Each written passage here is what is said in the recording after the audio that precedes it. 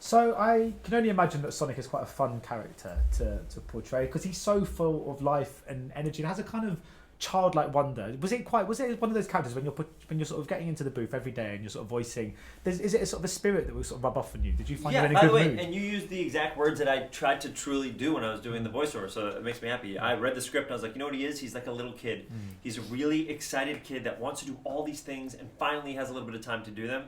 So it was fun to get in that booth and be that way and drink a little bit of green tea and really get the caffeine up there because I wanted the energy of the games and the speed of the games in his voice and in his feelings, but I wanted the emotional stuff to feel like you're watching a little kid that's really excited and you're rooting him on. And was it like sort of identifying a sound for him? Because it's not like playing Batman. We all have an idea of how Batman sounds. You know, we've got that same voice. Exactly. Can you do your Batman real quick? I'm really, Try it. I have to hear. No, I have to hear you do your Batman. Hey, I'm Batman. Yeah. Great. It's not very good, is it? Yeah, it seems like Batman with a little bit of social anxiety. Yeah, basically. I'm Batman. Hello, yeah. I'm Batman. Yeah. But he has a kind of a voice. There's a kind of something we can identify. Where Sonic, it felt like a bit of a blank canvas in many ways. Was it quite fun to sort of feel like you were really creating this character? Well, there have been voices in the past for cartoons. Roger Craig Smith and Jaleel White and Ryan Jason and even great people who voiced Robotnik. Great people. But for me, I kind of based off the video games 1 and 2 where there wasn't really a voice. I took the attitude off of that. And then, you're right, I kind of got to play Bud in my head exactly like before. I was like, make him a kid, make him feel like a kid. And I didn't want him to feel like broad. I wanted him to feel confident and relaxed. And I never wanted the jokes to come from like a waka waka waka place. I wanted it to come like he's just talking with friends and playing with friends. So that was one of the big reasons why that it was very fun to play and like really comforting. Also draining. You're in there for 6 hours. By the end, you're just like, hey. Yeah. And how was it? I mean, did you get the chance to sort of meet Jim Carrey much while you were making this? Because I know obviously sometimes you get animations where people will see each other at the premiere, and sometimes it's the first time they've met. I met him once in Vancouver. Asked him about Ace Ventura immediately. And then what did you ask him about Ace Ventura? I asked him about the process of it and asked him about what he thought about it when it was starting and like what he felt like. My job.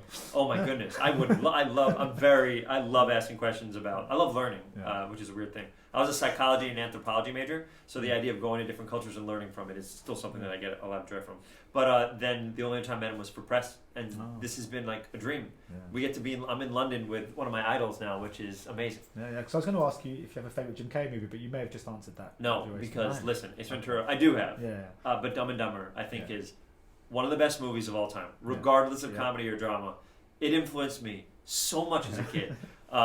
There's a line in the movie that I copied the delivery that Jim did for Dumb and Dumber. There's a line where he goes, our pets' heads are falling off. Yeah. And so I do that as Sonic when I go, there's a fish on my head. Oh, yeah. And I try to copy him for that. That's a good scene of it. Yeah.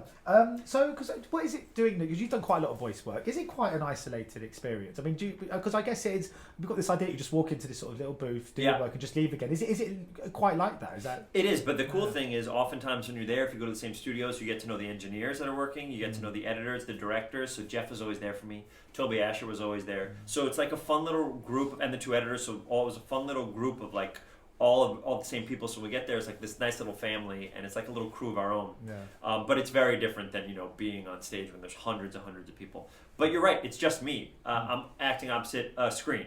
So it's a little bit different, but you kind of learn how to like work with it and stuff, especially because I've done quite a bit of it now. So. Yeah, because you've done quite a few sort of vocal performances. People don't want to see my face, I guess.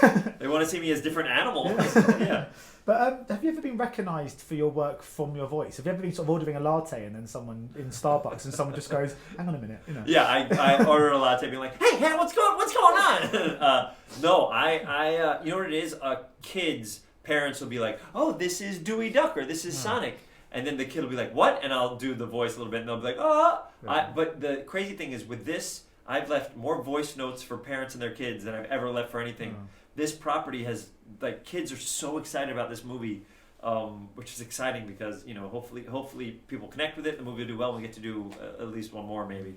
Because I was going to say, I met the man once who does all the Winnie the Pooh voices. Oh, and what a beautiful, sitting right in front of him, voice. he did Tigger, and I was like, it was actually quite overwhelming. I went to a table read for The Simpsons in LA, and I almost cried because Simpsons is such a big part of my life. Yeah. And I started hearing everybody do it, and I was like, oh my god, I'm gonna cry, and it was just comedy. It was just it connects parts of you that you've never seen.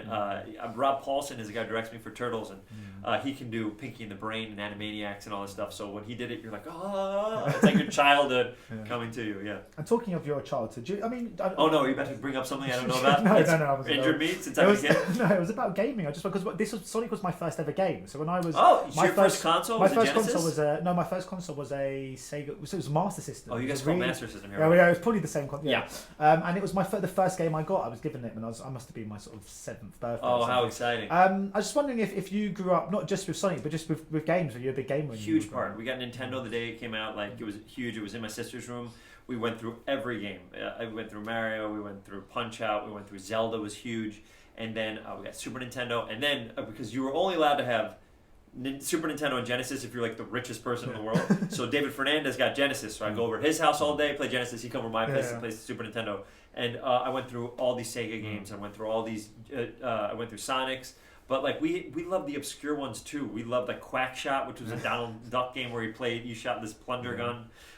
We even loved like Alter Beast, Golden Axe. Like we played all those games and loved them. I just recently played. Are you a gamer at all? Do you play video games at all? Not as much these days. I know I just sort of play FIFA, the football game. Oh yeah, in England FIFA's huge here. Yeah. It's amazing. Yeah, they show it now on the sports channels here, so you can watch people playing the video game. My parents, so many times my parents told me to stop playing video games, and if they could just, I'm sure they're so happy that it paid off. But like Castlevania Bloodlines was a Genesis game that I played. And it's incredible. I've started to beat them all over again just because I love them. So I've loved video games for a very long time. I broke my Master System with a knife because it was like you used to try and get them in, and they used to connect the little holes in the spikes to get. No, to put the game in. You put a knife in there? Usually we just I tried to move. the thing. I used to try and move them around because it looked like one of them had bent. Oh yeah. And you never want to send it back. It take a month and a half to get back. So that was sad. So just very funny before I go. Of course, a lot of people know you from Parks and Rec. I was just wondering. I had no idea that it was a big show here. That makes we love it. It was. On I'm BBC. so happy that people watch it here. Because I was just wondering if I know obviously it's done and stuff, but do you reckon is there any talks or would you entertain idea of maybe like a Christmas special one day or sort of a reunion show? First of all, one of the things that the UK does, which I love, are these Christmas specials that are hour long. Because it's like a beautiful thing if someone's not going to commit to a full season of something. I mean, that would be a dream of dreams. I will be the last person that finds out, but the first person that shows up. I love that show. I thought it was so special, and it's positive, and it has this strong female character, and Amy's so good at playing Leslie Knope, and I just think what a fun, positive. I just thought that show will be. I think I'm happy that it's sticking around in people's heads because I loved making that show. Yeah, we love it. Well, thanks so much for your time. Lovely to talk to you. You too. Cheers.